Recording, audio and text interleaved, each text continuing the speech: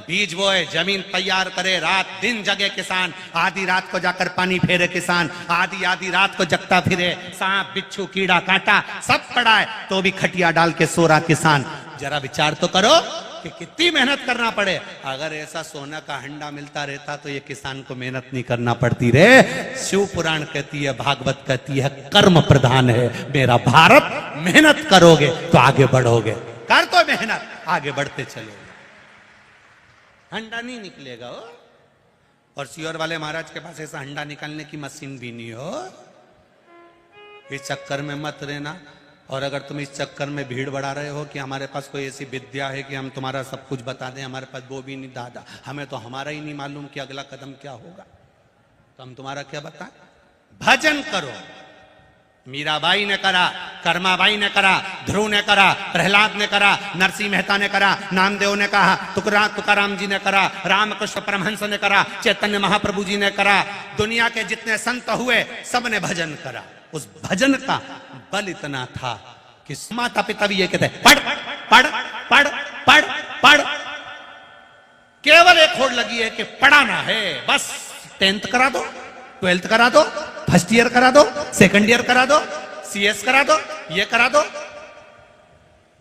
पर कोई माता पिता अपने बच्चे से ये अंदाजा लगा कर नहीं बैठे कि बच्चों से कहा जाए डॉक्टर बनना, इंजीनियर बनना, कलेक्टर, कठिन, बहुत कठिन।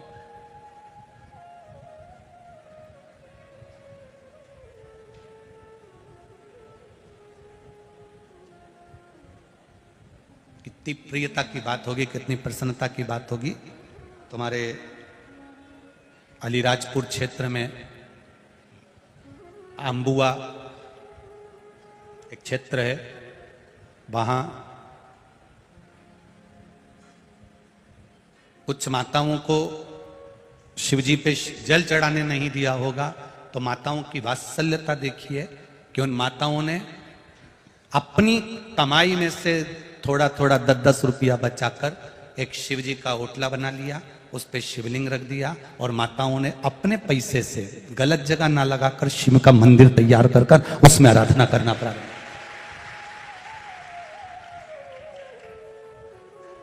चर्मकार समाज, चमड़े का जूता बनाने वाले, संत रविदास जी के वंश के, साधारण वंश नहीं है, संत रविदास जी के वंश के। और उन माताओं ने कल सूचना आई कि गुरुजी हम चर्मकार समाज ने शंकर जी का मंदिर बना लिया, क्योंकि कोई टोके, कोई कुछ बोले, कोई कुछ बोले। गुरुजी प्रेरणा दी आपने, हमने मंदिर बनाया, आप उस मंदिर के लिए कभी पधारें। हमने उनको कहा तुम चिंता मत करना, चर्मकार समाज ने जो मंदिर बनाया है उसकी ओपनिंग में हम जरूर पहुंचेंगे, पक्का है प्रयास। क्यों विषय? बड़ी मुश्किल से मंदिर के दरवाजे लोग जाना चालू करे हैं।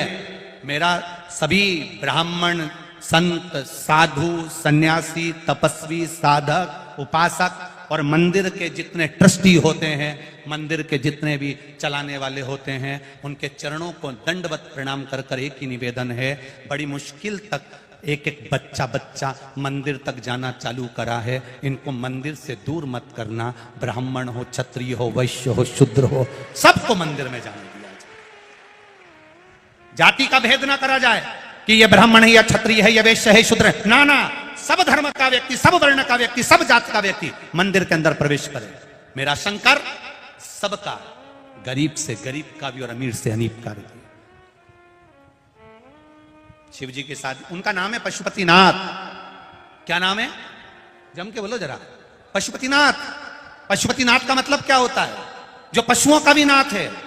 एक एक कीड़ा, झिंगुर, इल्ली, पक्षी, पशु, जानवर, देवता, राक्षस, असुर, सबका वो देव है। उसी का नाम देव अधिदेव महादेव है। उसके लिए सब बराबर हैं, सब बराबर। पहले लोग शिव मंदिर नहीं जाते थे तो लोग कहते फिरते थे मंदिर में आते नहीं है, मंदिर में लोग आते नहीं है, पंडित जी अकेले घंटी बजाते आरती कर लेते। अब मंदिर में लोगों ने जाना चालू कर दिया तो लोगों को तकलीफ होने लगी। बताओ इतना पानी ढोल दिया, बताओ चावल ढोल दिया, बताओ ये ढोल दिया। और जिसमें आज के समय में मेरा विश्वास कहता है जितने लोग मंदिर जाते हैं उसमें से आधे लोग मंदिर को साफ कर कर भी आते हैं, क्योंकि ये शिव पुराण ने उनको साफ करना भी सिखाया।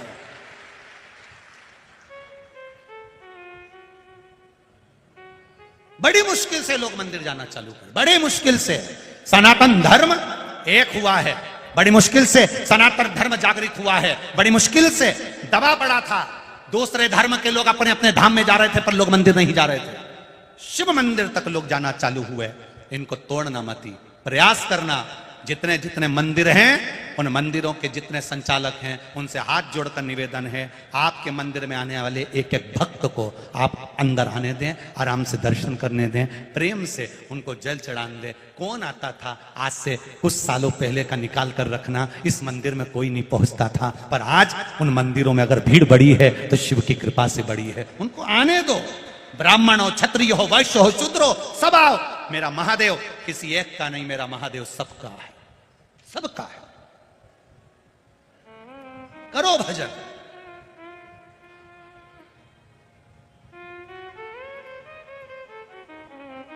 कितना कहीं धोबी समाज, रजक समाज, कहीं सेन समाज, नाई समाज, कहीं चर्मकार समाज, कहीं वाल्मीकि समाज, कहीं विश्वकर्मा, कहीं ब्राह्मण, कहीं क्षत्रिय, कहीं वैश्य, कई कई जगह पर भगवान शंकर की स्थापना कर रहे हैं, पूजन कर रहे हैं, अर्चना कर रहे हैं। प्रसन्नता होती है, देखकर आनंद होता है। तो निवेदन शिव महापुराण की कथा कर रही है, करो भजन। किसको दिया जाए? संस्कार दो बच्चों को, ज्ञान दो। और ऋषि ने सोचा मेरी बेटी का विवाह किससे करूं? समय आया। धौम्य ऋषि के पुत्र बड़े सुंदर थे जिनका नाम था मंदार। क्या नाम है? मंदार। मंदार का मतलब होता है सफेद, वो आंकड़ा होता है ना, आंकड़े का पेड़ देखा है आप लोगों ने? एक बात आप लोगों से कहना चाहेंगे, आंकड़े का फूल जब भी तोड़ो नेत्र नीचे रखो। आंकड़े का फूल तोड़ते समय उसका दूध अगर आंख में चले जाता है तो आंख समाप्त हो जाती है, जहरीला होता है आंख का फूल, मंदार का फूल।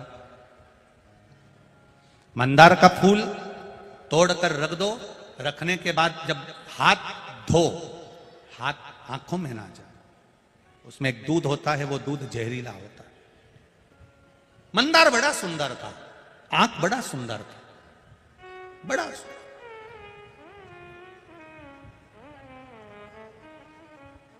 ये शिवजी का चौथा फूल है, मंदार का फूल।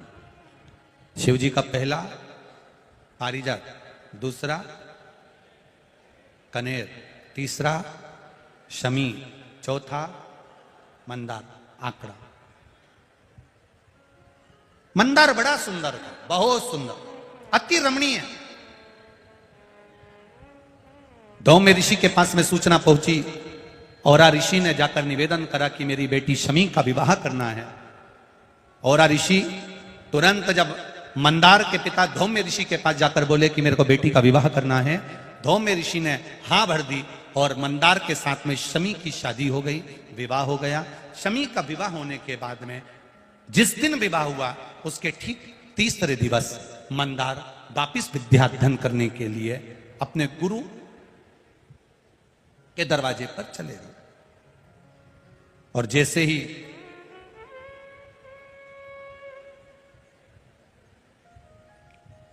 गुरु के द्वार पर पहुंचे,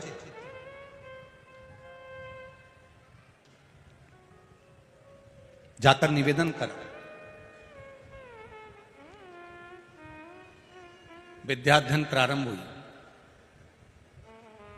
विवाह का तीसरा दिन था जिस दिन चले गए। मंदार जब सोनक ऋषि के यहां पर विद्याध्ययन करने के लिए गए, विद्याध्ययन करने के लिए पहुंचे, समय बीतता गया, बीतता गया, बीतता गया और उन्होंने विद्याध्ययन कर ली। विद्याध्ययन करने के बाद मंदार वापिस अपनी धर्मपत्नी के पास जाते हैं और धर्मपत्नी के पास जब अपने घर पहुंचते हैं, आज तुरंत सोनक ऋषि का दर्शन करने के लिए उनकी धर्मपत्नी शमी ने अपने पति मंदार से निवेदन करा कि मुझे आपके गुरु का दर्शन करना, आपके गुरु का दर्शन करना है मुझे। मंदार ने कहा चल, चलिए। मंदार शमी को लेकर चल दिए। चलते चलते चलते चलते बीच में भुरसुंडी ऋषि का आश्रम पड़ गया। अब इनको मालूम पड़ा, शमी ने पूछा आश्रम बड़ा सुंदर लग रहा है, बड़ी सुंदर जगह है, इतना सुंदर आश्रम है, किसका आश्रम है? मंदार ने कहा यहां पर भुरसुंडी बाबा रहते हैं, बड़े पहुंचे हुए संत है, पर आज तक मैं मिला नहीं हूं, आज तक मैं उनसे मिलना नहीं हुआ, आज तक मैंने केवल सुना है पर मिला नहीं। शिव महापुराण की कथा कहती है आप जिसकी निंदा कर रहे हो एक बार उससे जाकर मिलना जरूर। क्या वो निंदा के लायक है? उससे एक बार जाकर मिलना जरूर, उसके पास पहुंचना जरूर, प्रयास करना, उसके पास जाकर एक निवेदन करना कि ये हम, कई लोग कह देते हैं वो व्यक्ति तो ऐसा है, बड़ा बेकार आदमी है, बड़ा गुस्सेला आदमी है, बड़ा विचित्र आदमी है। आप उससे मिले हो कभी जाकर? कभी उसके सामने पहुंचे हो आप? कभी उसके सामने पहुंचकर आपने बात करी है? कभी उससे एक क्षण आपका मिलना हुआ है? जब आप मिलोगे संशय मिट जाएगा। आप पहुंचे ही नहीं हो उससे मिलने के लिए तो कैसे कह सकते हो कि वो व्यक्ति बुरा है? एक पत्र आया है, देखिए।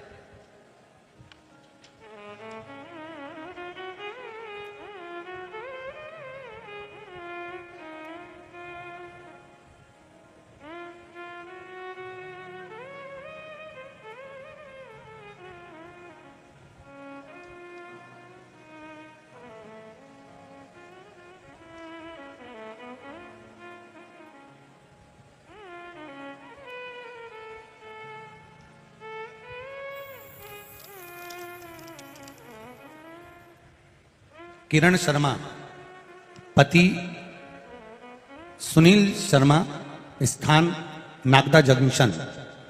कहीं बैठे हो तो हाथ हिलाइएगा, दोनों हाथ हिलाइएगा। आप ही हैं? दोनों हाथ हिला देगा। श्री शिवाय नमस्तुभ्यम।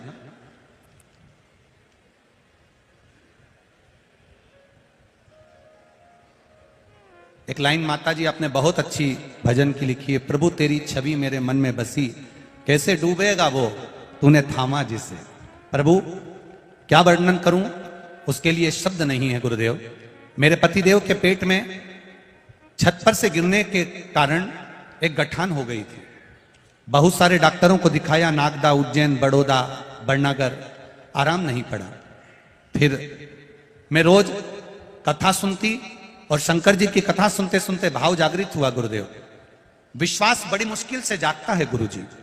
विश्वास जागा, शिव जी के मंदिर जाती, शिव जी पे चढ़ा हुआ जल लेकर आती, एक बेलपत्र बाबा को चढ़ा हुआ लेकर आ जाती, कुंदकेश्वर महादेव का नाम लेकर, शंकर भगवान का जल लेकर अपने पति को आचमन करा देती।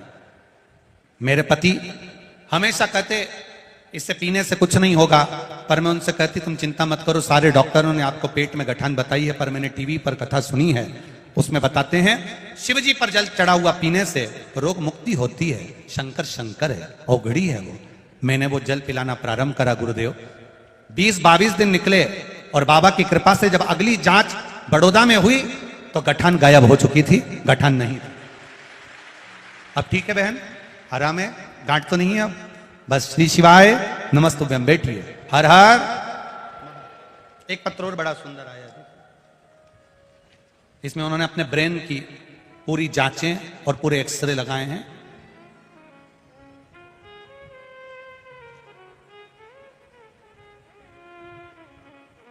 मेरा नाम संगीता चौहान है, मैं गांव नागौरा, जिला धार की निवासी हूं। कहीं बैठी हो तो हाथ हिलाइएगा,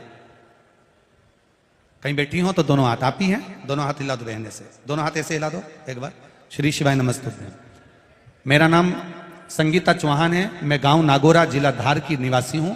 मेरे पति को सर में दर्द बहुत दिनों से सिर में हो रहा था, तो इंदौर में दिनांक 27/1/2023 को दिखाया, अस्पताल में दिखाया, तो डॉक्टरों ने जांच के बाद ब्रेन में हेमरेज नामक बीमारी बता दी।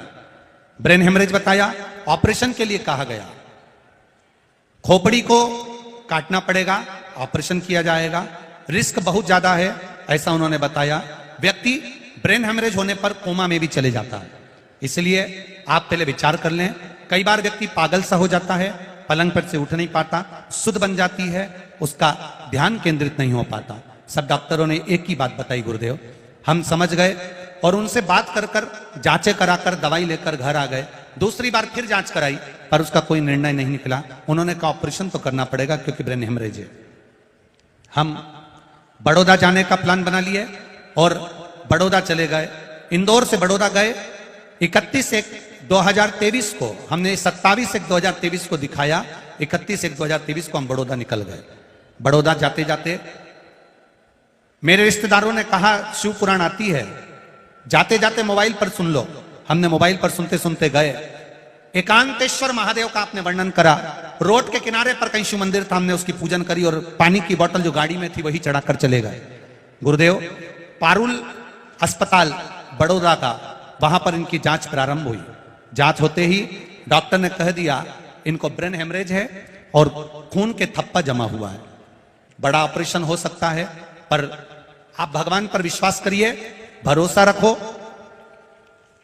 एक बार बड़ी जांच वापिस कर लेते हैं। हमने श्री शिवाय नमस्तुभ्यम का जाप करना प्रारंभ करा। श्री शिवाय नमस्तुभ्यम का जाप करते घबरा गए और जांच फिर हुई। फिर जांच करने पर मालूम पड़ा कि बड़ा ऑपरेशन, सिर को खोलने की जरूरत नहीं पड़ेगी, एक छोटा सा ऑपरेशन करना पड़ेगा, बस उसी से ठीक हो जाएंगे।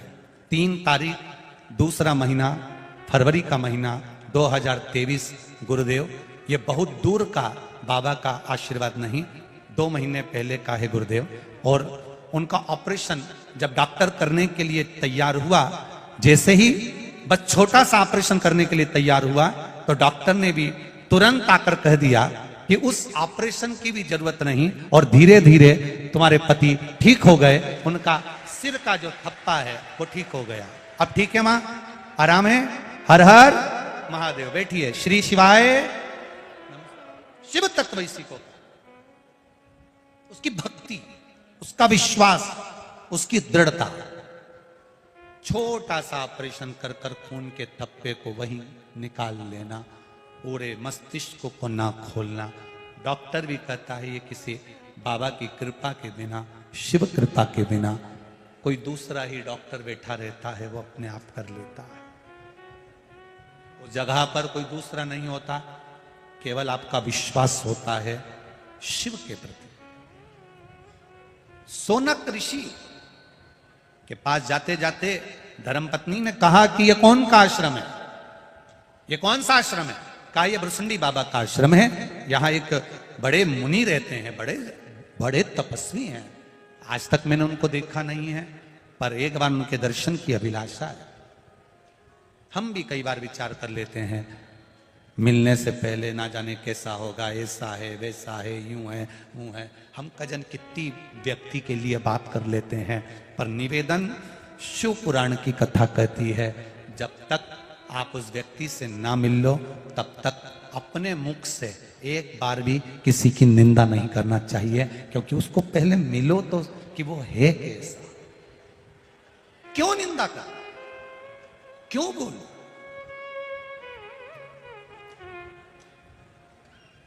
चला मंदार शमी का हाथ पकड़कर भुरसुंडी बाबा के आश्रम में प्रवेश कर गए, जहां पर भुरसुंडी बाबा बैठकर तप साधना कर रहे थे। क्या देखा मंदार ने? भुरसुंडी जी किसकी तप साधना कर रहे हैं? विनायक भगवान गणेश जी महाराज को भुरसुंडी बाबा सबसे ज्यादा चाहते थे, तो उन्हीं की आराधना करते थे। एक बार श्री गणेश जी महाराज भुरसुंडी बाबा पर प्रसन्न हो गए और उन्होंने वर मांगने को कहा, तो भुरसुंडी बाबा ने वर में केवल एक ही चीज मांगी थी, आपका जैसा विग्रह है वैसा विग्रह मेरा कर दीजिए। तो भुरसुंडी जी को भी हाथी का मुंह लग गया था, हाथी का मुख लगा। अब भुरसुंडी जी को भी हाथी का मुख लगा। मंदार और शमी ने जाकर जो दर्शन किया, दर्शन करते से ही मंदार और शमी उनका हाथी का मुख देखकर हंसने लगे, ठाका लगाने लगे, ठेठोली करने लगे, उन पर उपहास करने लगे। जब उन पर उपहास करने लगे और उपहास कर कर 2 शब्द कहना चालू करा, शिव महापुराण की कथा फिर कह रही है, किसी को भी हल्के में मत लो, छोटा मत समझो। ये समय का चक्र बड़ा प्रबल होता है, कब इधर से पलट कर उधर कर दे और उधर से पलट कर इधर कर दे, ये जिंदगी का भरोसा नहीं होता है। किसको वो माताएं भोजन बनाती है ना, भोजन बनाने में जो हलवा बनाती है, हलवा बनाने में उसके हाथ में एक ऐसा चपटा सा रहता है, डंडा लगा हुआ, क्या कहते हैं उसको? पलटा। उसका नाम ही है पलटा। उसका एक ही काम है, नीचे का खींच के ऊपर करना, ऊपर का खींच के नीचे करना। शंकर जी का जो त्रिशूल है ना, वो भी पलटे जैसा ही है। शंकर जी का एक ही काम है, नीचे जिसको सबने धुतकार दिया, छोड़ दिया, ताना दे दिया, शंकर जी उसको पलट कर ऊपर ले आते हैं और ऊपर को नीचे कर देते हैं। वो पलटे का काम ही यही है।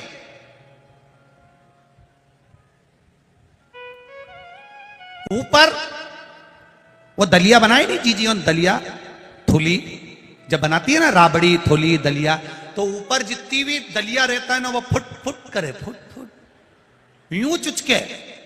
इतना में तो जीजी आई और उन्हें पलटा उठाया, और पलटा उठा के जो ऊपर का नीचे कर, यानी फुट फुट सब निकल गई।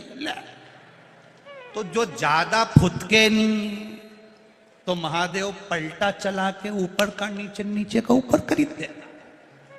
इसलिए निवेदन है जीजियों, ज्यादा फुट फुट फुट फुट नहीं करना, ज्यादा नहीं फुटक, नीचे से चला ऊपर, ऊपर से चलाए नीचे।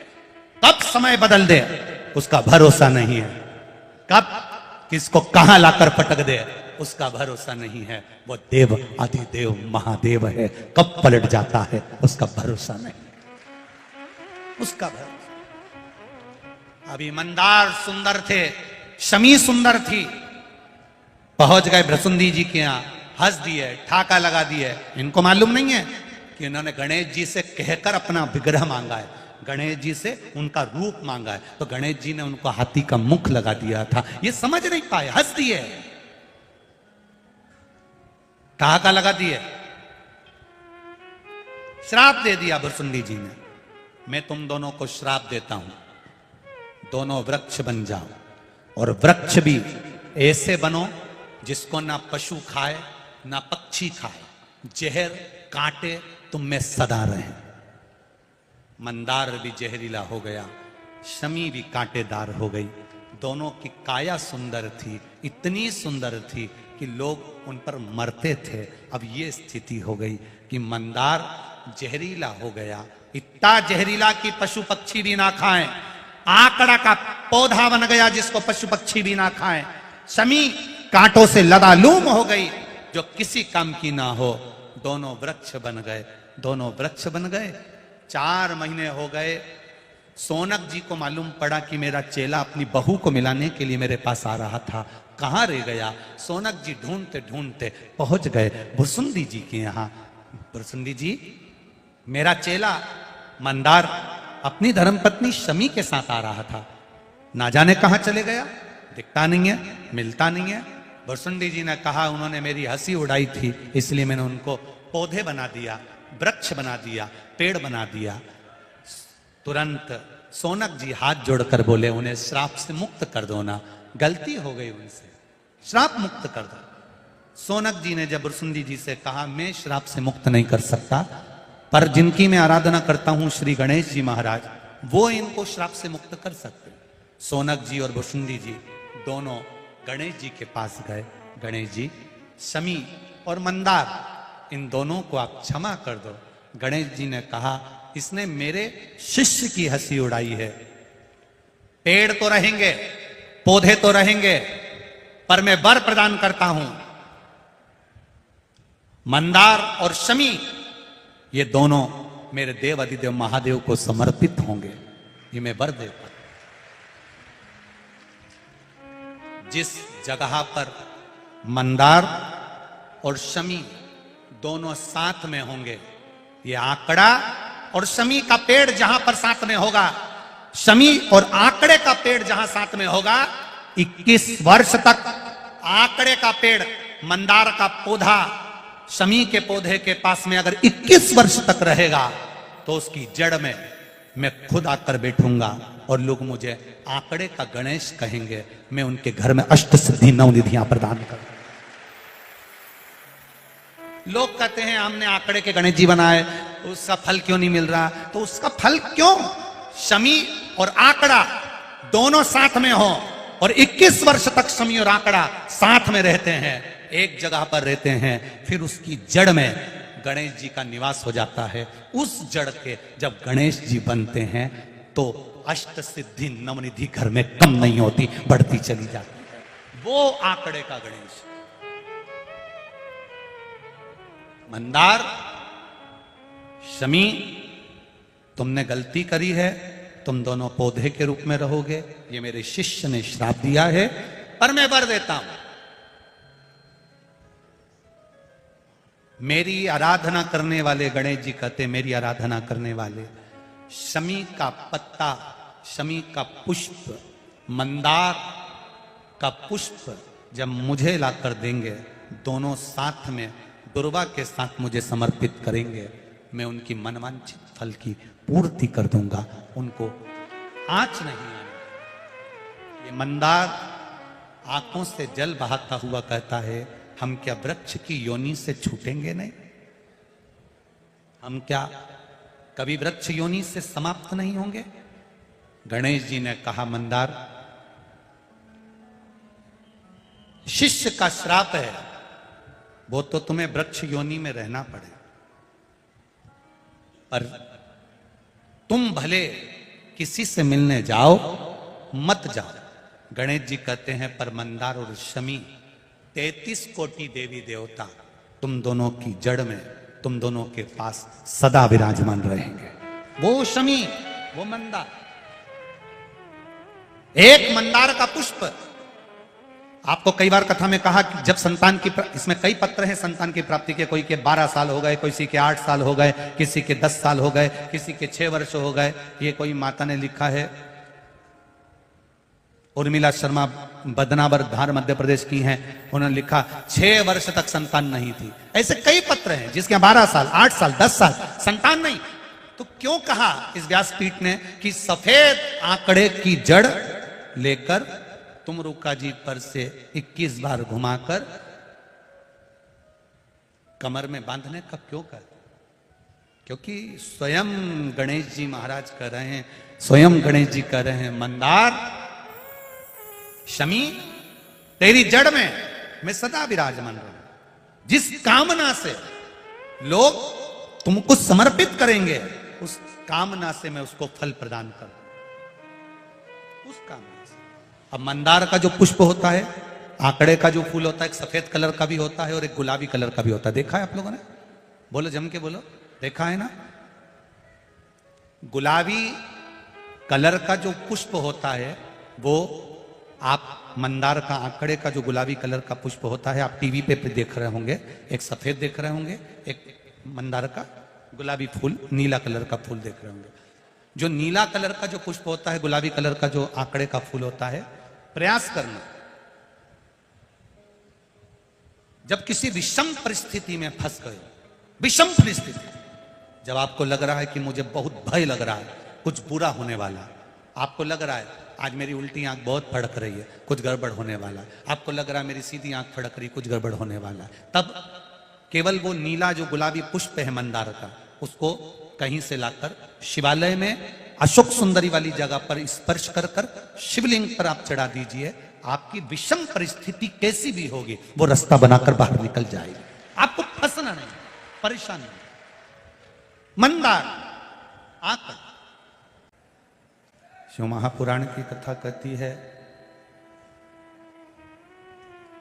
हम शंकर भगवान पर जब जल समर्पित करें, जब हम शिव जी को एक चावल का दाना समर्पित करें, जब हम भगवान शंकर को एक बेलपत्र समर्पित करें, जब हम भगवान शंकर को शीश नवाएं, तो उसमें हमारे विश्वास की पूर्णता होना चाहिए।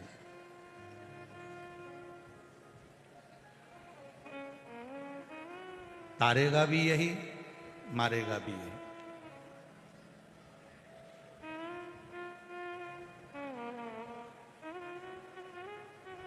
जिस चूड़ी को आप हाथ में पहनते हो, सबके हाथ में देखना तो सबके हाथ में अलग अलग तरह की चूड़ी मिलती है। जिस पायल को आप पहनते हो, सबके पाँव में देखना अलग अलग तरह की पायल मिलती है। जिस मंगलसूत्र को आप पहनते हो, सबके गले में देखना अलग अलग तरह का मंगलसूत्र मिलेगा। नाक की लौंग सबकी नाक में देखना अलग अलग तरह की मिलेगी। कान का कुंडल सबके कानों में अलग अलग तरह का मिलेगा। बिंदी सबके माथे पर अलग अलग तरह की मिलेगी। बिंदी की कीमत ऊंची नीची हो जाती है, चूड़ी की कीमत ऊंची नीची हो जाती है, पायल 1000, 500, 2000 कीमत ऊंची नीची हो जाती है, कान के कुंडल की कीमत ऊंची नीची हो जाती है। केवल एक मांग का जो सिंदूर होता है वो एक जैसा रहता है और उसकी कीमत ऊंची नीची नहीं होती।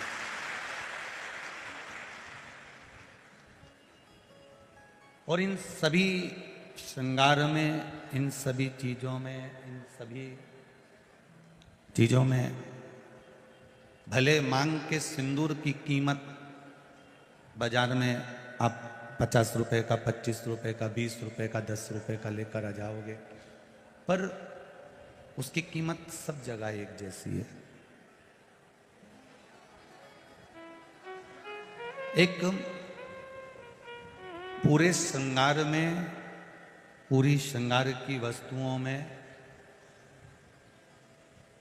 सिंदूर एक जैसा होता है, उसी तरह उसकी कीमत बाजार में भले डब्बी में 10 रुपए 5 रुपए होगी, पर मांग में आने के बाद उस सिंदूर की कीमत बहुत बढ़ जाती है। उसी तरह तुम्हारे परिंदे में, तुम्हारे हंडे में, तुम्हारे कुएं में, तुम्हारी बावड़ी में, तुम्हारे तालाब में, तुम्हारे यहाँ जल कितना भी भरा पड़ा हो, पर एक लोटा जल जब महादेव के ऊपर चढ़ता है तो उसकी कीमत अपने आप बढ़ती चली जाती है। उसकी कीमत अपने आप बढ़ती है। ये चल रहे हैं, ये चल, आके सुनिए आशीष जरा। उसकी कीमत अपने आप बढ़ती चली जाती है। अब चूड़ी अलग हो सकती है, मंगलसूत्र अलग हो सकता है, पायल अलग हो सकती है, सब कीमत सबकी अलग अलग हो सकती है, पर जो मांग का सिंदूर है उसकी कीमत एक जैसी होगी, पर डब्बी में उसकी कीमत भले 10 रुपए, 5 रुपए, 50 रुपए, 25 रुपए, 30 रुपए, 40 रुपए हो,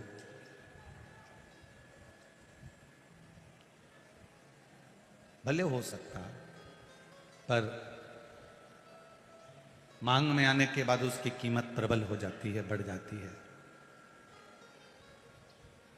ये संसार का मनुष्य कहीं पर भी जाकर बैठे, इसकी क्या कीमत है ये नहीं मालूम, पर जब ये शिव महापुराण के अंदर जाकर बैठ जाता है तो ये भी कीमती हो जाता है, क्योंकि महादेव का हो जाता है। इसकी भी कीमत बड़ी प्रबल हो जाती है।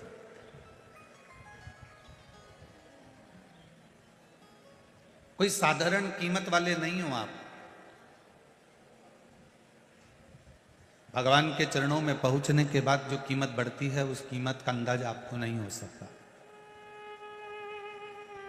कांटे में रहने वाली शमी की पत्ती, कांटे में रहने वाला शमी का फूल, जहर में सराबुर रहने वाला मंदार आंकड़ा,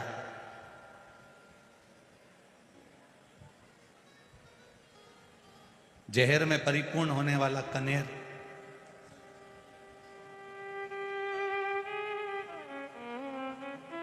ये सब सस्ते हैं, इनकी कोई कीमत नहीं है। इनको ले जाकर आप किसी को दोगे तो वो उठा के बाद में बाहर फेंक देगा, उसकी कोई कीमत नहीं है। पर वही मंदार, वही कनेर, वही शमी का पत्ता जब देवादिदेव महादेव को समर्पित हो जाता है, शंकर भगवान को चढ़ जाता है, तो वो कनेर, वो शमी का पत्ता, वो मंदार कीमत वाला हो जाता है, क्योंकि शिव का स्पर्श उसको हो गया।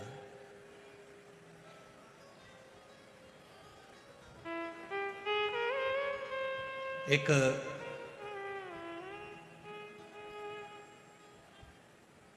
भंवरे की दोस्ती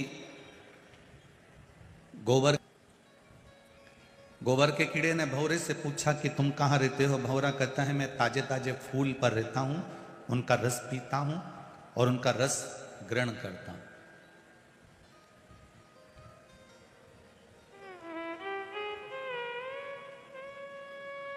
मेरा मन पड़ता है जहां उड़कर चले जाता हूं और अपनी जिंदगी मस्त जीता हूं। गोबर का कीड़ा कहता है बड़े किस्मत वाले हो जो तुम उड़कर जहां ताम मर्जी पड़ती है वहां चले जाते हो और पुष्प पर बैठकर उसका रस ग्रहण करते रहते हो।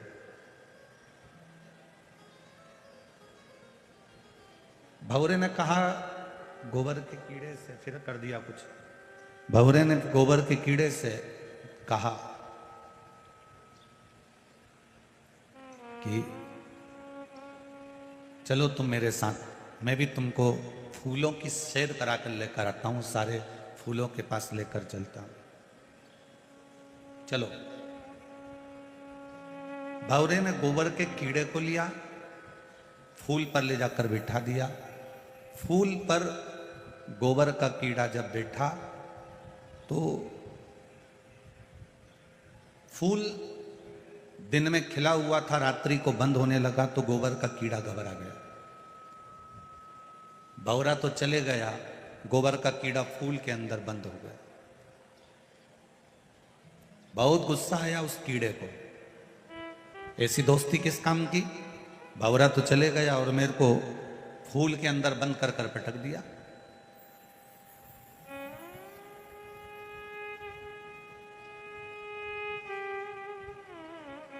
सवेरे माली आया, फूल तोड़ लिया, फूल बंद था। माली को लगा कि लेकर जाऊंगा, भगवान के पास में पहुंचेगा जब तक खिल जाएगा। फूल लेकर गया, माली ने बाजार में रखा। एक पंडित जी ने भगवान को चढ़ाने के लिए वो फूल खरीद लिया। फूल पंडित जी के हाथ में पहुंचा, पंडित जी के हाथ से वो फूल भगवान के चरणों में पहुंचा। गोबर का कीड़ा उसी फूल में है, भगवान के चरणों में पहुंच गया। सवेरे फूल चढ़ा, शाम को पंडित जी ने वापिस निर्माल्य में उसको उतारा, गंगा जी में विसर्जन कर दिया। भंवरा उड़ते उड़ते गंगा जी के घाट पर आया, फूल के अंदर बैठे उस कीड़े से पूछा, कीड़े तू कैसा है। कीड़े ने कहा भंवरे तेर से दोस्ती कर कर आज मेरी जिंदगी धन्य हो गई। गोबर का कीड़ा भगवान के चरणों से गंगा के जल तक पहुंच गया। एक गोबर का कीड़ा भगवान के चरण में गया और भगवान के चरणों से निकलकर गंगा के जल तक आ गया।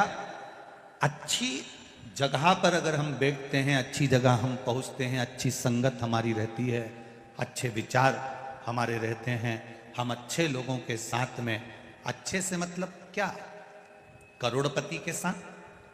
अच्छे का मतलब क्या, किसी के पास ज्यादा धन है उसके साथ। अच्छे का मतलब क्या, जिसकी प्रॉपर्टी ज्यादा है उसके साथ।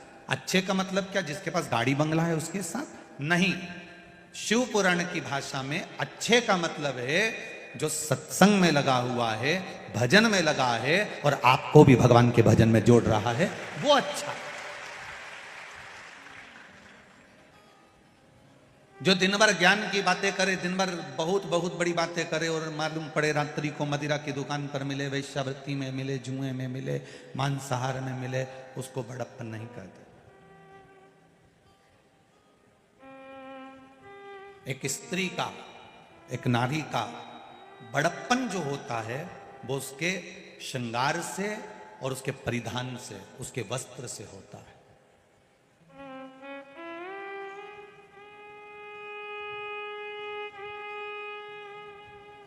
उसका परिधान, उसका वस्त्र।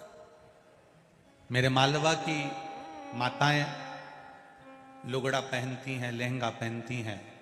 मेरे राजस्थान मारवाड़ की राजपुताना होन अपने तन पर जो परिधान, जो वस्त्र धारण करती है, वो भी एक तलवार का काम करती है, कोई साधारण नहीं है।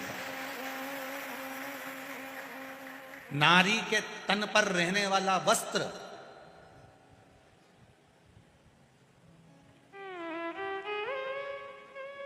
वो साधारण सा नहीं है। मेरे मालवा की छत्तीसगढ़ चले जाओ, राजस्थान चले जाओ, महाराष्ट्र चले जाओ, गुजरात चले जाओ, आप वहां का जो पुराना पहनावा है, हम आज के पहनावे की बात नहीं कर रहे हैं। हमारे मालवा में आप कभी आए और मालवा का पहनावा देखें, 36 कली का लहंगा है, साधारण वस्त्र, मेरी माताएं पूरा तन ढका हुआ। कोई बुजुर्ग आया, इतना घूंघट ले लिया, कोई सामने खड़ा है, मर्यादा के अनुसार सिर पे पल्लू लेकर भी बात कर रही है तो उधर नहीं देख रही कि कौन बैठा है। ये राजपुताना चाहे मालवा के हों चाहे जगह के हों, इनका जो परिधान है, इनका जो वस्त्र है, ये भी किसी तलवार के बराबर नहीं कि किसी की निगाह उठकर देख ले।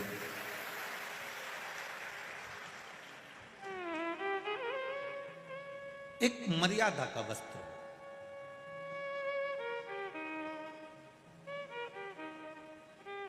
अच्छी संगत में रहो,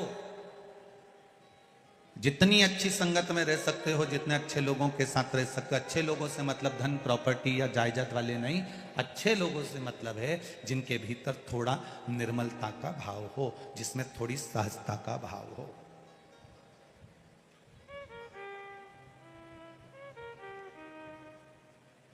और राजवीर बना के जीजा सा से हमारी जब बात हो रही थी तो वो कह रहे थे, गुरुजी हमारे पिताजी शिव महापुराण के बड़े भगत हैं। तो कहाँ बैठे हैं जीजा सर? कहाँ जरा खड़े। साधुवाद आपको, बहुत बहुत साधुवाद। कह रहे थे हमारे पिताजी शिव पुराण के बड़े भगत हैं गुरुजी, शंकर की कथा के बड़े रसिक हैं। अच्छे औहदे पर रहना, अच्छे पद पर रहना और उस पद पर रहने के साथ में भगवान की भक्ति में डूबे रहना, तो समझ लेना कि आपके पूर्वजों के संस्कार आपसे दूर नहीं है। आपके पूर्वजों के संस्कार आपसे दूर नहीं है। आपके संस्कार बड़े प्रबल, सहज नहीं है ये संस्कार।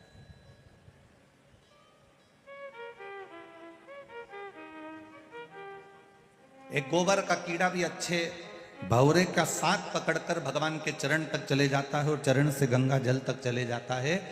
तो हमारा विश्वास कहता है, अगर आप अपने अपने घर से निकलकर लाखों की संख्या में इस शिव महापुराण की कथा में पहुंचे हो, तो तुम्हारा पहुंचना सरल नहीं है।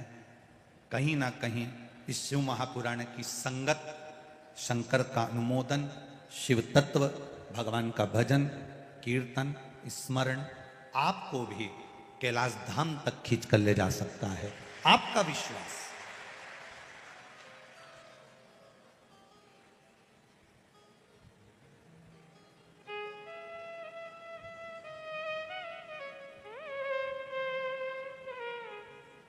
इतना ये आदरणीय ठाकुर साहब शरद सिसोदिया जी को धन्यवाद दूंगा।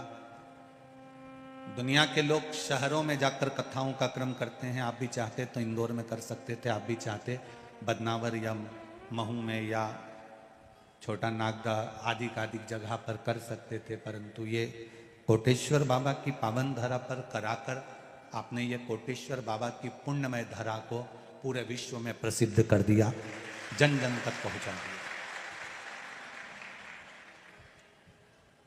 इस प्राचीन मंदिर को केवल यहीं के लोग जाना करते थे, यहीं के लोग पहचाना करते थे, परंतु अब इस कोटेश्वर धाम को, जहां गंगा जी निरंतर 24 घंटे शंकर भगवान पर गिर रही है, ऐसे कोटेश्वर धाम का दर्शन संपूर्ण विश्व के लोगों को करा दे।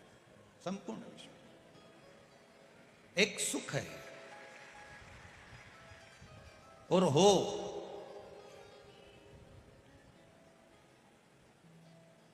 नए नए मंदिरों की जगह पुरातन जितने मंदिर हैं उनका जीर्णोद्धार होना चाहिए।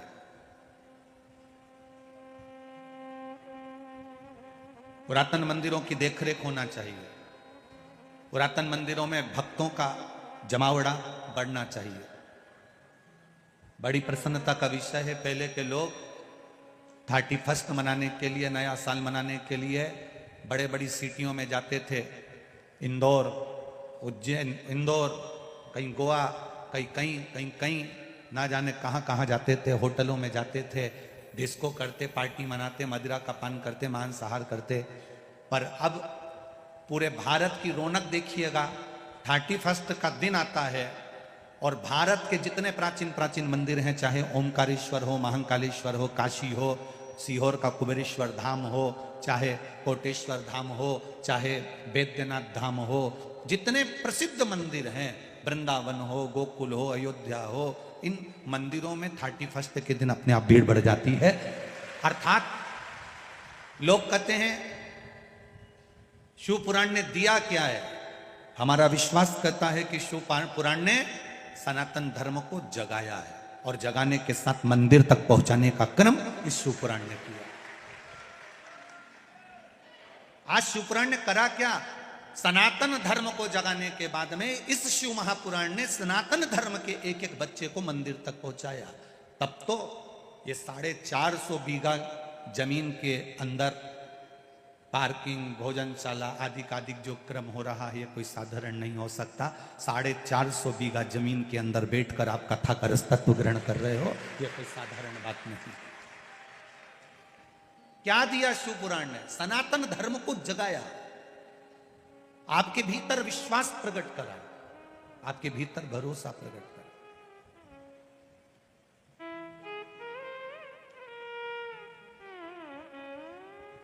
एक नारी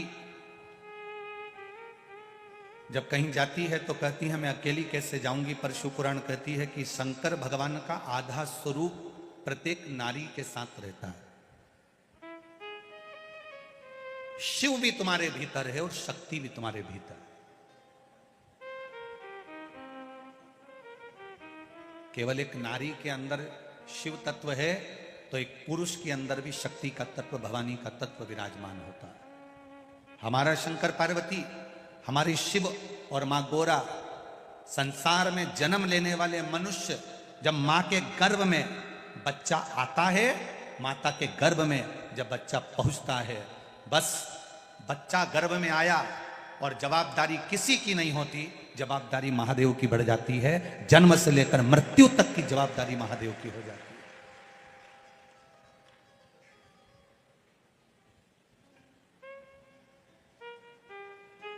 इस व्यासपीठ ने देखा है कई बार, कोई बच्चा गर्भ में अटक गया, कोई बच्चा गर्भ में नाल में फंस गया, कोई कहता है कि इसकी नाक नहीं आई, कोई कहता है कि इसका चेहरा नहीं आया, कोई कहता है इसकी धड़कन नहीं आई, कोई लिख के भेज। ये पत्र कोई साधारण, कोई लिख कर भेजता है कुछ, कोई लिख कर पत्र देखिए।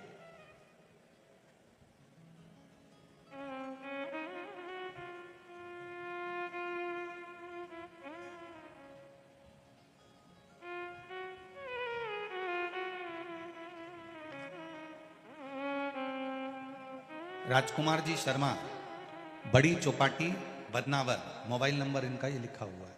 कहीं बैठे हो तो हाथ हिलाइएगा। आप ही हैं? दोनों हाथ हिला दो एक बार। गुरुदेव के, भोलेनाथ जी के चरणों में मैं क्या वर्णन करूं। मेरी पत्नी श्रीमती रेखा, पति राजकुमार शर्मा, जो कि गत 15 वर्षों से बहुत पीड़ा में थी, ना चल पाती थी, ना बैठ पाती थी। हमने बहुत सारे डॉक्टरों को दिखाया, ऑपरेशन भी करवाया, परंतु उसका कोई असर नहीं हुआ। बड़ोदरा गए, डॉक्टरों ने फिर ऑपरेशन का बोल दिया, हमने फिर दिखाया। मेरी पत्नी ने मुझे बोला एक बार सीहोर कुबेरेश्वर धाम का सुना है टीवी पर, चलते हैं वहां जाकर प्रार्थना करते हैं। मैंने कहा ना तो तू चल सकती है, ना बैठ सकती है, ना जा सकती, ना आ सकती, 2 कदम तेरे निकलते नहीं, कैसे जाए? चलते तो हैं गाड़ी में पटक लेकर गए, बाबा को प्रणाम करा, कंकर शंकर को पूछकर उसी को लेकर आ गए और एक रुद्राक्ष वहां से लेकर आ गए। गुरुदेव आप कहते हो 3 महीने में बाबा पूर्ण करता है, बाबा ने 2 महीने में पूर्ण कर मेरी पत्नी को चलाने के लायक कर दिया और ठीक कर दिया। आप ही हैं? दोनों हाथ हिला दो एक बार। श्री शिवाय। अब ठीक है, पूरी तरह से चल सकती हैं, बैठ सकती हैं। हर हर महादेव। बैठिए। ये उसकी कृपा के बिना नहीं हो सकता। आप करें। आपने जो भजन किया है, आपने जो स्मरण किया है, आपने जो संकीर्तन करा है और विश्वास के बल पर करा है, तो वो मिला, उसमें कोई त्रुटि नहीं।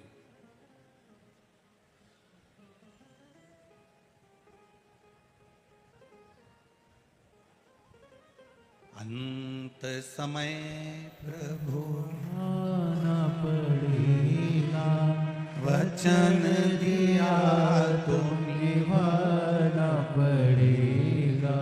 आए ना आए प्रभु कुटुंब कबीला, अंत समय प्रभु आना पड़ेगा, वचन दिया तो निभाना पड़ेगा। एक भगवान से प्रार्थना, एक भगवान से निवेदन प्रतिदिन करो। प्रति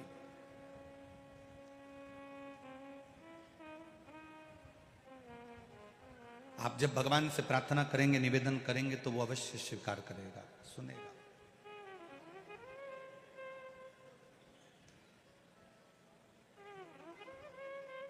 स्त्री कहती है मैं अकेली हूं, पुरुष कहता है मैं अकेला हूं।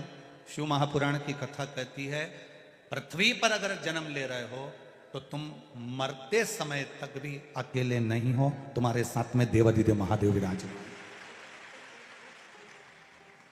गर्भ में आए, माता के गर्भ में पहुंचे, उस दिन से महादेव तुम्हारे साथ में हो गए।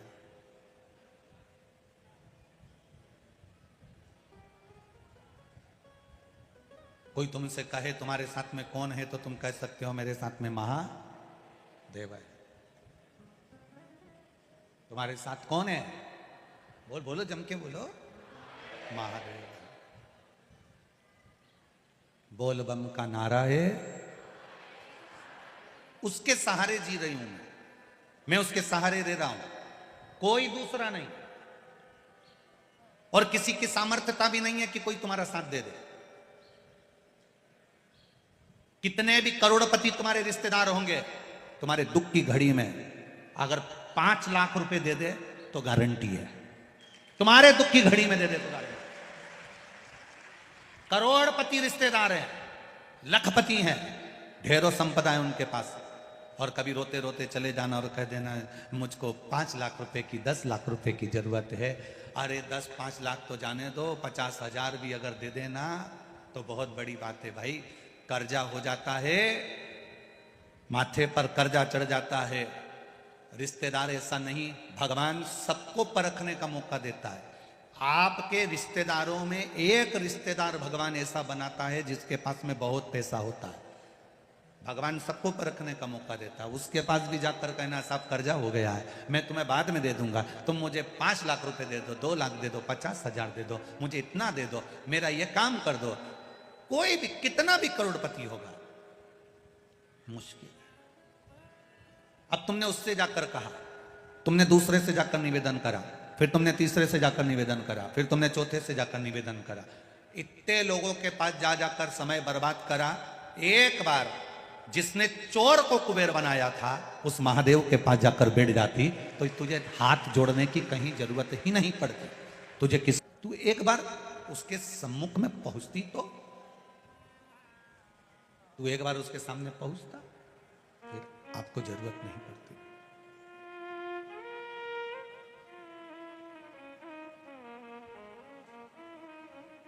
अपने बच्चों को भी सिखा दो कि कोई तुम्हारा साथ देगा कि नहीं देगा ये पता नहीं है, पर इतना विश्वास रखना कि वो कैलाश पर रहने वाला देवाधिदेव महादेव तुम्हारा साथ जरूर देगा। कोई देगा नहीं देगा उसका हमको विश्वास नहीं है।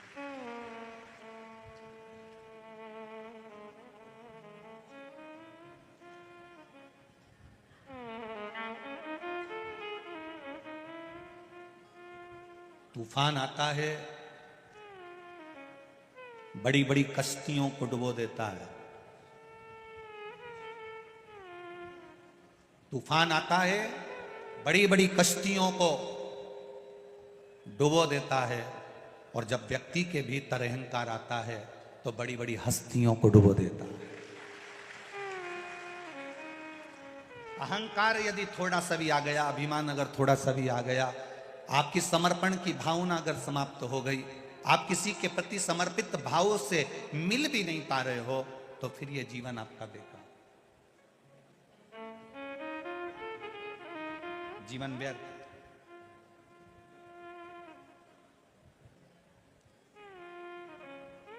जाओ उसके द्वार तक, उसके दरवाजे तक, और अपने हृदय की बात, अपने दिल की बात, अपने चित्त की बात उससे कहने का प्रयास करिए। जब हम उससे अपने दिल की बात कहेंगे तो वो सुनेगा। अब कई लोग कहते हैं क्या भगवान सुनता है? ये शिवलिंग तो पाषाण का है, ये शिवलिंग तो पत्थर का है, ये शिवलिंग तो पीतल का है, ये शिवलिंग तो पारे का है, ये शिवलिंग तो मट्टी का है, पार्थिव है। क्या परमात्मा सुनता है?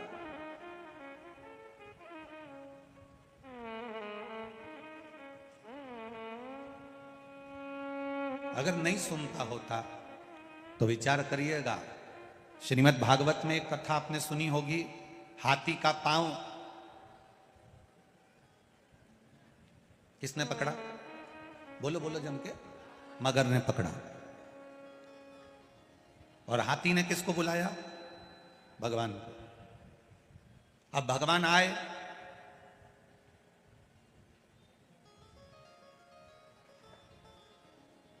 सबसे पहले उन्होंने हाथी से मिले कि मगर से मिले?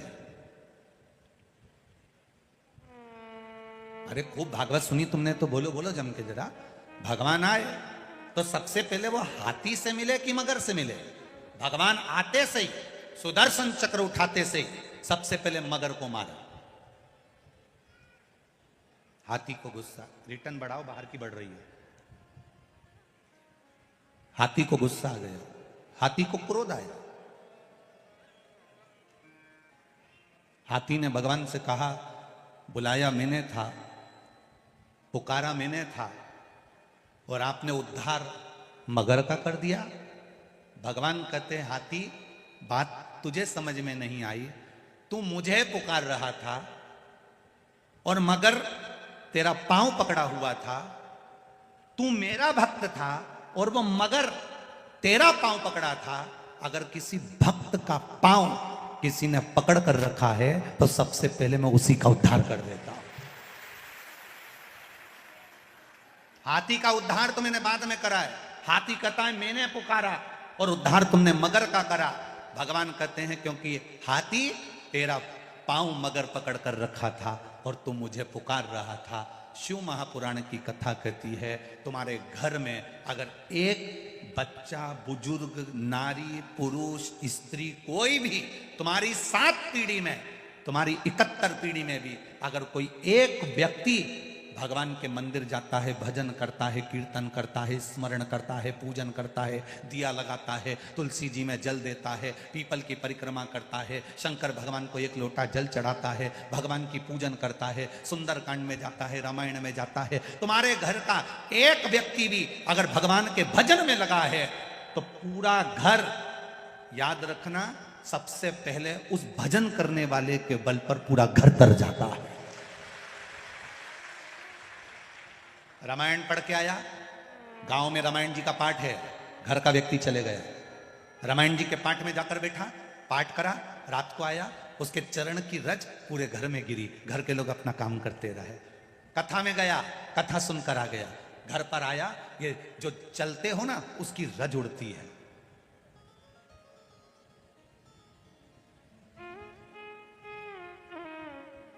हाथी का पांव मगर ने पकड़ा तो सबसे पहले मगर का उद्धार करा।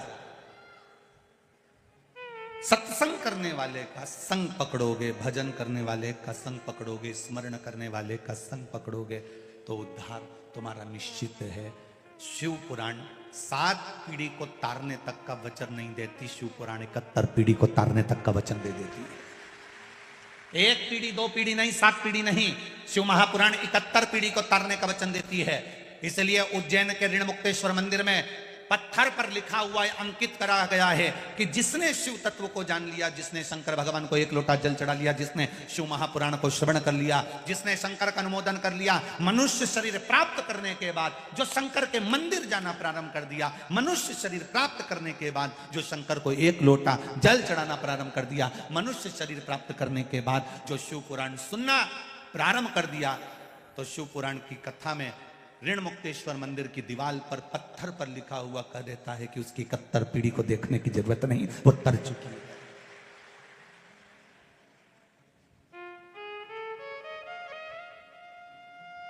क्यों जाते हैं हम उज्जैन? क्यों जाते हैं उस कालाधिपति की नगरी में? क्यों जाते हैं हम महाकाल की नगरी में?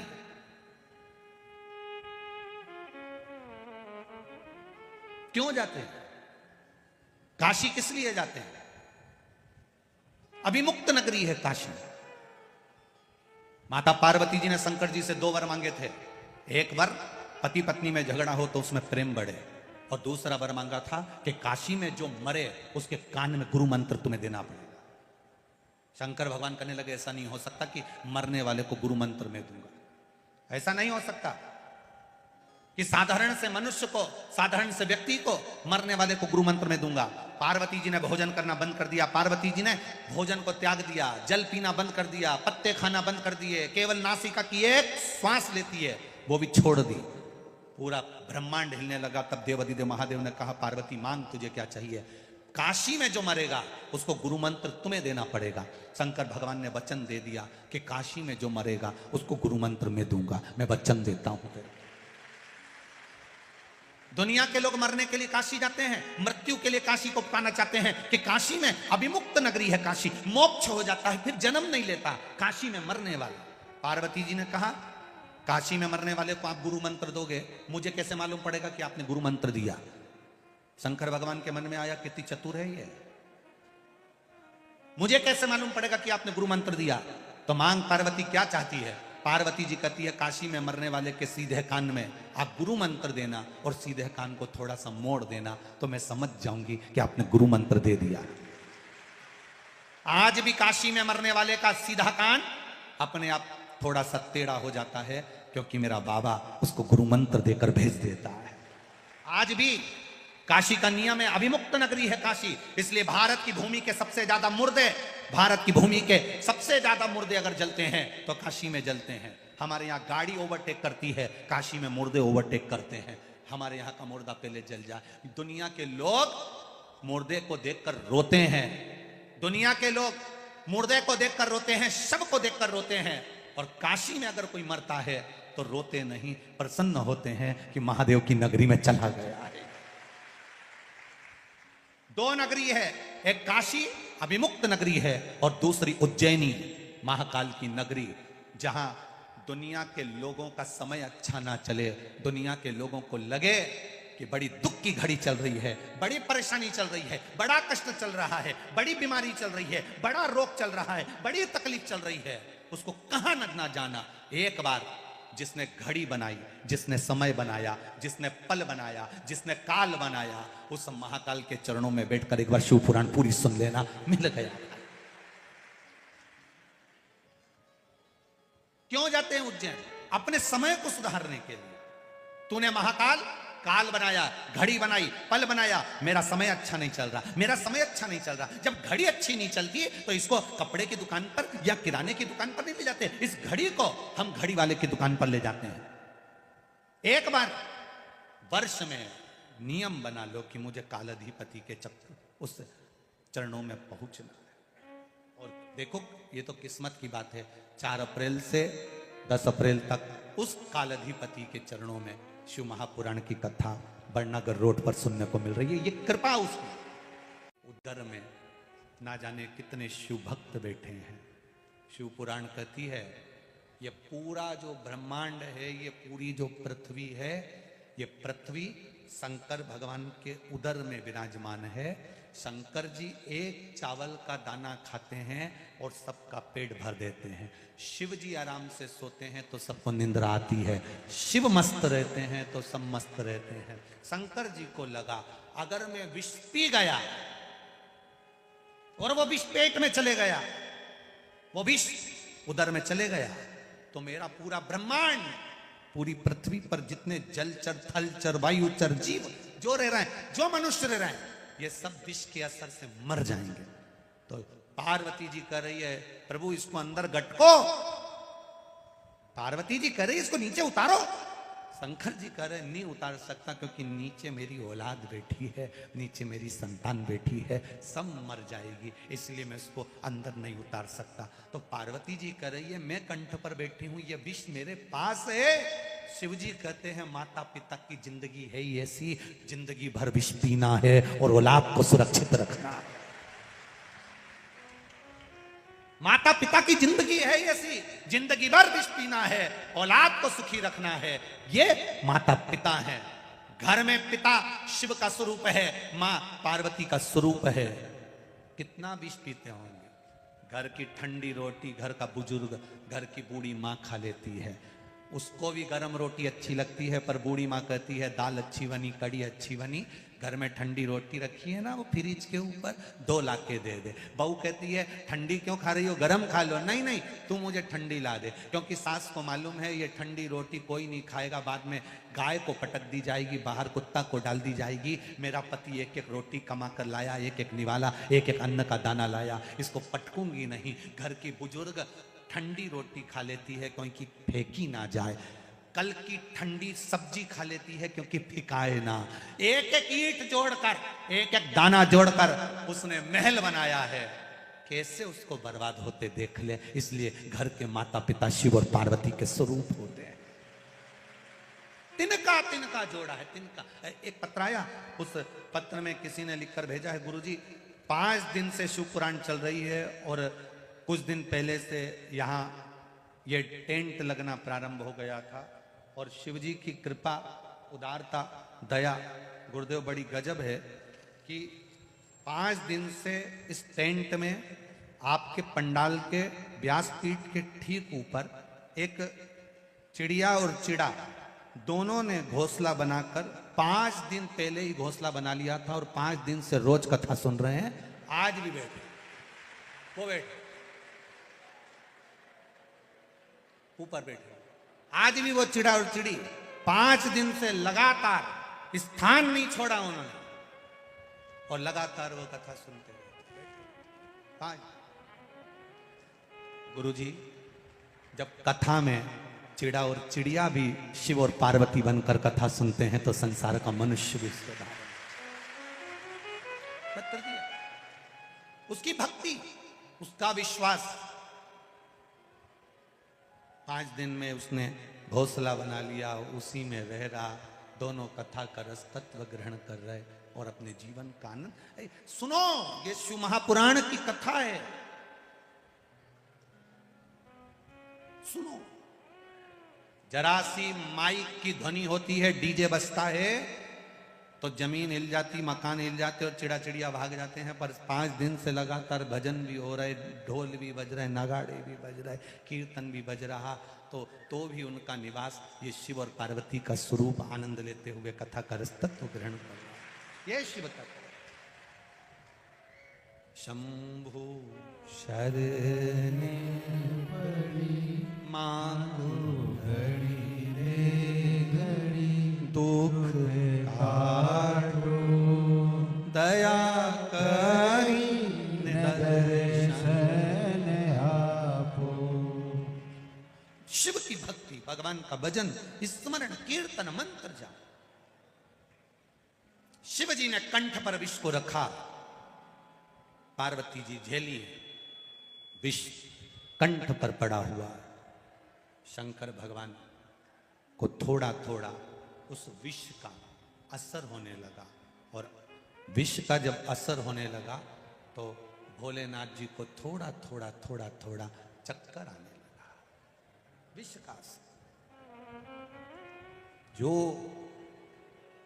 देवादिदेव महादेव को डोलते हुए देवादिदेव महादेव को घूमते हुए जो पार्वती जी ने देखा, पार्वती जी अपनी अपनी 64 योगिनियों को कहती हैं, जाओ मेरे महादेव के लिए कुछ औषधि लेकर आओ। औषधि पूछा, अब तुम्ही ने दर्द दिया है, तुम्ही दवा देना। पूछा भोलेनाथ जी से, वो जैसे रुक्मणी जी ने पूछ लिया था भगवान कृष्ण से, तुम्हारा पेट दुख रहा है, इसकी दवाई क्या है, औषधि क्या है। सारी दवाइयां दे दी, सारी औषधि दे दी, वेदों को दिखा दिया, डॉक्टरों को दिखा दिया, सब कुछ कर दिया, फिर आखिर ऐसा क्या है, क्या दें आपको, आपका पेट दर्द बंद हो जाए। भगवान कृष्ण कहते हैं, रुक्मणी जो मुझे बहुत प्रेम करता हो उसके चरण की रज ला कर दे दो। तो चरण की रज लेने के लिए रुक्मणी जी से कहा, तू तेरी दे दे। तो रुक्मणी के मैं अपनी चरण की रज नहीं दे सकती। सतभामा, जामवंती, कालंदी, मित्रबंदा, लक्ष्मणा कोई नहीं दी। तब चरण की रज देव ऋषि नारद को मालूम पड़ा, तो नारद जी बोले मैं लेकर आता हूं। नारद जी चरण की रज लेने के लिए बरसाना चले गए, ब्रज चले गए। ब्रज में राधा जी को कहा, भगवान का पेट दुख रहा है, चरण की रज चाहिए, जो ज्यादा चाहता हो। राधा जी ने अपने चरण की रज दे दी। राधा जी बोली, रुको नारद, मेरे अकेले के चरण की रज लेकर जा रहे हो सकता है मुझसे ज्यादा चाहने वाला और भी ब्रजमंडल में रहता, सबके चरण की रज ले जाओ। नारद जी ने इतनी बड़ी पोटली बांध ली, सिर पे धर के लेके चल दिए। नारद जी यूं डोले, यूं डोले, यूं डोले, यूं डोले। चरण रज लेकर जैसे ही द्वारका में पहुंचे, रुक्मणी जी ने पूछ लिया, नारद क्या लिया है? कि चरण की रज। तो इतनी सारी क्यों लिया है? नारद जी बोले, पूरी की पूरी दवाई का पत्ता लाके रख दिया है, जब जब सिर दुखे तो खाते रहेंगे। पूरा दवाई का पैकेट है, अलमारी में रख लेना। भगवान के चरण की रज है, जब मिले तब पाओ, जब पेट दुखे तब पाओ। भगवान ने पूछा, किसके चरण की है? प्रभु तुम खा के देख लो, असर हो जाएगी। अब ये मत पूछो कौन सी टेबलेट, कौन सी दवाई, तुम तो खाओ। कई लोग कहते हैं, आखिर ये शिव पुराण में एक माँ ने लिखा है पत्र में, उर्मिला व्यास उज्जैन से आई हैं, कहीं बैठी हो तो हाथ हिलाइएगा। उर्मिला व्यास आप ही हैं? दोनों हाथ हिला दो एक बार ऐसे। उर्मिला व्यास, उज्जैन से हूं। गुरुदेव, मेरा बेटा विदेश में परेशानी में था थोड़ा, उसकी जॉब नहीं थी। जब जॉब नहीं लगी बड़ा परेशान हो गया, और तब मैंने बाबा से विनय करी, निवेदन करा, भोलेनाथ जी का पशुपति व्रत करना प्रारंभ करा, और बाबा से विनती करी कि बाबा अगर मेरे बेटे का जॉब लग जाएगा, पंडाल में शिव महापुराण की कथा बैठकर सुनूंगी। गुरुदेव, उज्जैन से आई हूं, मेरा बेटा बड़ा परेशान था, उसकी जॉब नहीं थी। बाबा की कृपा से शिव महापुराण की कथा टीवी पर सुनते हुए विनती करके पशुपति व्रत के माध्यम से मेरे बेटे की एयरफोर्स मेडिकल में सरकारी जॉब लग गई है। मैं बाबा को यहां प्रणाम करने के लिए आया। बैठिए बहन, बधाई आपको। श्री शिवाय नमस्तुभ्यं। शिव तत्व की ओर हम चले। हमारी भक्ति, हमारा विश्वास, हमारी दृढ़ता, हमारा भरोसा हम समर्पित करते। फिर कहूंगा, यह कथा खाली नहीं जाएगी। आपने जिस भाव से सुनी है, ये 5 दिन की शिव महापुराण की कथा जिस भाव से सुनी है, भले खाली झोली लेकर आए हो, पर मेरा बाबा झोली भर कर भेजेगा, ऐसा नहीं रहा। ये कथा साधारण नहीं है।